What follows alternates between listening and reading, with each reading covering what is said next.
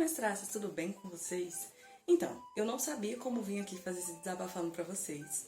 E o que é que acontece? Resolvi ler os 3 livros da trilogia pra poder trazer uma posição pra vocês. Então eu vou falar pra vocês sobre cada um dos 3 livros e como eu fui achando, o que é que aconteceu e o desenvolvimento dos meus próprios pensamentos com esses livros.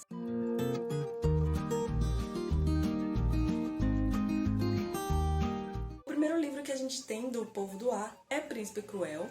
E a gente vai conhecer a Judy, que é a nossa protagonista, e ela com 7 anos teve que ver o assassinato do pai dela e da mãe dela e foi forçada a viver no Reino das Fadas. 10 anos depois ela já tá lá acostumada e o que é que ela quer agora? Ela quer ser parte do Reino das Fadas.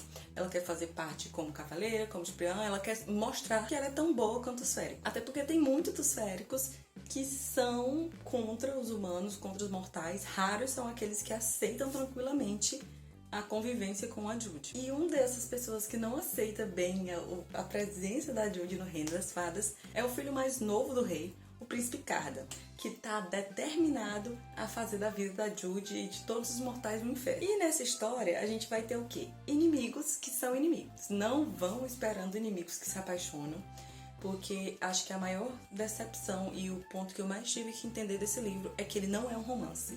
Ele não é uma fantasia com romance, ele não é como a Cotar. Não vão esperando isso. Ele é uma fantasia, o romance é inexistente, então não vão esperando o romance. Porque eu fui esperando pro romance, me decepcionei, e só depois de uns 2 dias que eu tinha terminado de ler, que eu fui poder maturar a ideia de que não era um livro ruim. Só não era o que eu estava esperando. O que o livro tem muita é envolvimento político. A gente vai ter uma ameaça de guerra civil acontecendo, porque o rei vai passar sua coroa para um dos seus filhos. E como ele tem vários filhos, tem 2 em principal que estão querendo aquele trono. E vai acontecer confusão e Judy vai ter que escolher um lado, e Cardan vai ter que escolher um lado, e o pai da Judy de outro lado, e essas coisas. Vocês lembram que a Rainha Vermelha a gente aprendeu que todo mundo pode trair todo mundo? Leve isso para essa trilogia. Leve isso pra essa trilogia. Não confie em ninguém. O livro é cheio de reviravoltas, é cheio de traições, é cheio de movimentações acontecendo que você fica, gente, como assim? Do nada. Vai ser alguns pontos. Muitas pessoas dizem que as 100 primeiras páginas são devagar e muitas pessoas dizem que a leitura é fluida. É complicado. Eu vou explicar pra vocês como que eu me senti. Mas, de fato, o tempo tava passando e eu não tava percebendo. Só que também não estava acontecendo nada interessante. Essas primeiras páginas dos livros não estão acontecendo nada que seja interessante, mas não achei massiva, a escrita não é massiva, o mapa ajuda, mas também não posso dizer que ela é uma leitura fluida. Ela com certeza é bem mais fluida do que Six of Crows, mas não é, uau, que leitura fluida, até porque é uma fantasia. É o primeiro livro da fantasia principalmente, então você tem que estar preparado para que você vai ter que entender muita coisa agora para você entrar nesse universo. Por isso que a leitura da segunda é bem mais tranquila. Então se você gosta de fantasia política, você vai gostar do livro. Mas não vai esperando uma fantasia romântica. Você não vai ter aqui um universo criado com base em um casal. Você não vai ter isso aqui. Não entra achando isso. Porque eu entrei achando e me decepcionei. Mas depois que eu entendi que o livro era uma fantasia e que eu tinha que separar a ideia do romance, tudo melhorou muito mais. A expectativa que foi o problema. Então o ponto é esse. Eu não acho que ele é uma fantasia arrastada. Não achei. Mas também não acho que acontece nada de interessante nas primeiras páginas. Primeiras 100 páginas, até metade do livro mais ou menos. Até porque uma coisa é você se envolver com os personagens, que é uma coisa completamente complicada quando você tá tendo a visão só de um ponto. Então a gente só tem a visão da Judy, e a Judy tem muita raiva de tudo, de todo mundo. E com essa visão única a gente não se apega aos outros. E também, se você não se apega pra Judy, que foi meu caso, eu não me apeguei a Judy, você não vai se apegar a ninguém no livro. Então eu tava seguindo, assim, só o destino, sabe? Só porque eu queria saber pelo envolvimento político. Eu vi gente reclamando do tamanho do livro. Eu achei ideal, eu achei que não tinha que ter mais páginas, não achei que tinha que ter menos páginas. Achei que 300 páginas foi perfeito para essa leitura. E ele ganhou 3 estrelas pra mim, viu? Ele não é um livro com muitas reviravoltas. Durante o livro ele não tem altos e baixos. O final vai ser o alto do livro, como todos até agora, pelo visto. Porque enquanto eu tô gravando esse livro eu já li O Rei Perverso, então o final... Mas calma, eu vou já falar dele pra vocês. Os personagens são um pouco irracionais. Você tem que concordar comigo que a maioria dos personagens são irracionais. Ou eles são muito emotivos, ou eles são muito babacas. Então, os personagens são um pouco irracionais, por isso que fica difícil o apego. O povo que acha que eu me apaixonei por algum dos personagens aqui, eu não me apaixonei por ninguém, entendeu? Eu estou lendo porque eu estou curiosa, mas não me apaixonei por ninguém aqui. E é porque eu amo criar laço com personagens, mas não foi o que aconteceu. Eu não criei laço com nenhum dos personagens. Então, se alguém morresse, se acontecesse alguma coisa... Pra mim tanto fazia, era só mais uma história.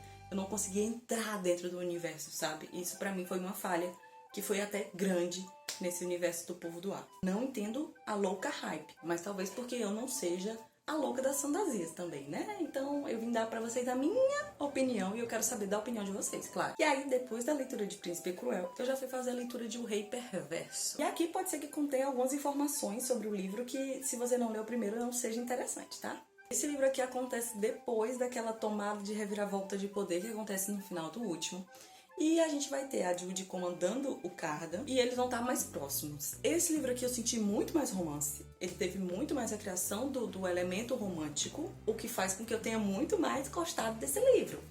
Mas ele foi pro máximo para 3,5 estrelas, porque continuou com alguns dos mesmos problemas do primeiro. Por exemplo, demora muito pra você desenvolver alguma coisa interessante aqui, mas eu também não consegui largar. Vocês entendem como essa trilogia tá fazendo assim um vai e vem comigo? Também não achei arrastado, mas demorei pra ler, então é complicado, vocês estão entendendo, né? Aqui a gente vê uma Judy muito mais forte e também vê o Cardan muito mais forte. A gente vê o Reino das Fadas muito com maior potencial, foi muito mais bem criado, mas também porque a gente já teve o desenvolvimento no primeiro livro, então não precisava repetir todo aquele desenvolvimento. Nós novamente vamos ter onda de alertas e política, esse livro também é muito político, e a gente vai ter a nova possibilidade de outra guerra acontecer para a tomada de poder. Esse livro aqui, lembra que eu falei pra vocês que a gente tinha que entrar no outro livro sabendo que todo mundo pode trair todo mundo?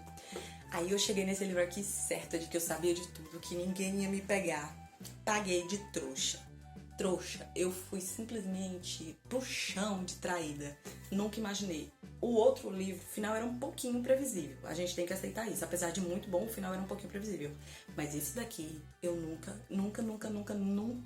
tinha imaginado o que aconteceria nas últimas 50 páginas. Sem dúvida, se esse daqui fosse o primeiro livro da saga, eu teria que ler todos. Gente, não que eu não vá ler todos, eu vou ler todos. Mas esse daqui foi muito melhor que o primeiro, quebrando assim a maldição do segundo livro. O livro também demora para ter um desenvolvimento, como todas as histórias, eu ainda não entendi o porquê. Talvez por ser uma fantasia e o lado político tá muito presencial, a gente tem muito daquele vai e vem político.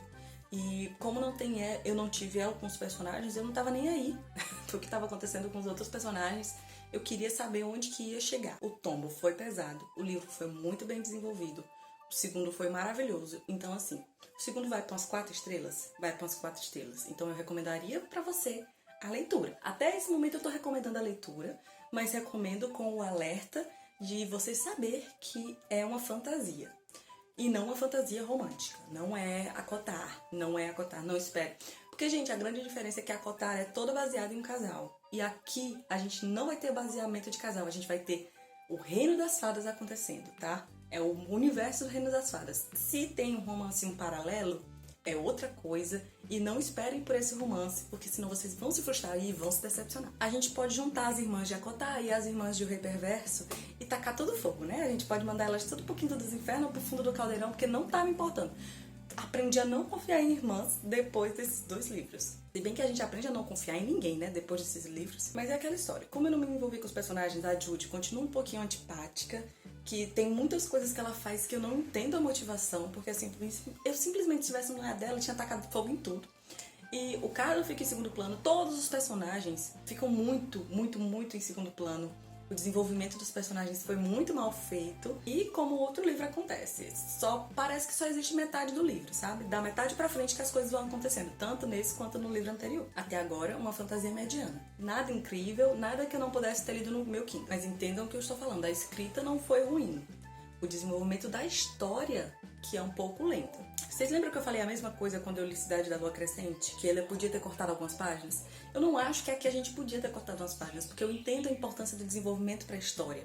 Até porque o livro ia ficar muito curto se fosse com menos páginas. Mas eu achei que se ela tivesse pegado, por exemplo, para fazer uns capítulos extras, ou capítulos que o Cardan narrasse, teria dado muito mais certo, a gente teria se envolvido com os 2 personagens. Não é bem isso que tá acontecendo nessa leitura. Vocês estão vendo por que é um vlog? Porque eu tô tão confusa quanto vocês, que estão entendendo agora esse vlog, mas pelo menos ele vai estar um pouquinho cortado para vocês verem meus pensamentos.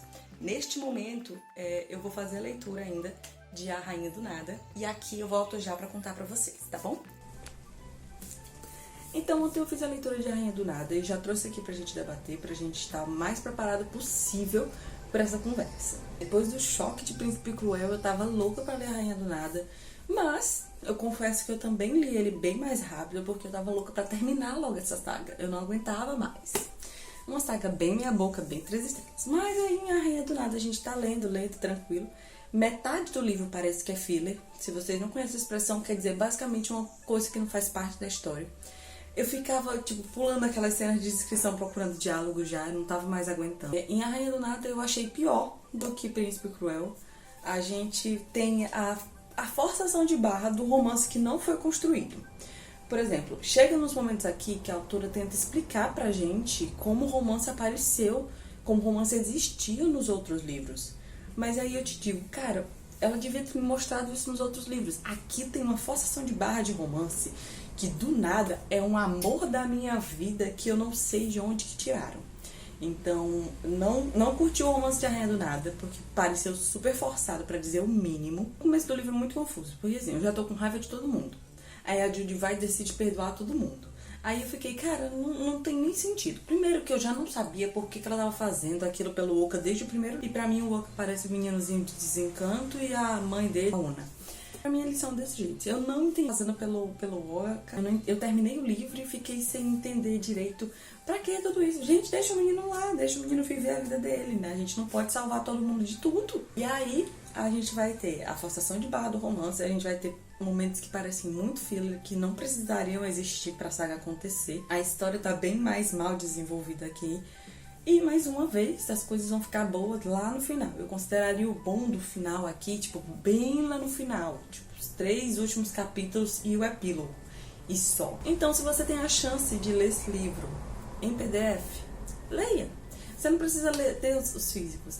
Porque esse foi meu erro. Eu não precisava ter lido os físicos. E eu comprei eles um dia desses. E eu não vou reler mais eles tão cedo. Então eu já tô pensando como que eu vou me livrar. Porque, gente, Jesus, que saga mediana. Eu não entendi a hype, eu não entendi a paixão do povo pelo Cardan.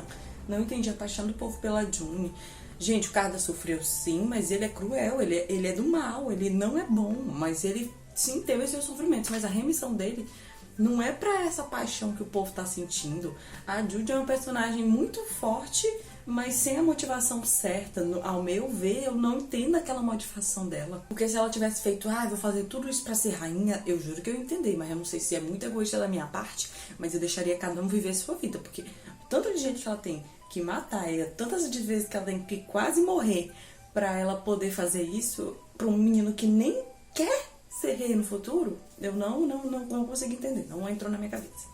Uma série totalmente mediana. Bem 3 estrelas. Todos os livros. Se eu tirar a média, dá 3 estrelas. Porque esse daqui vai para 2,5 estrelas.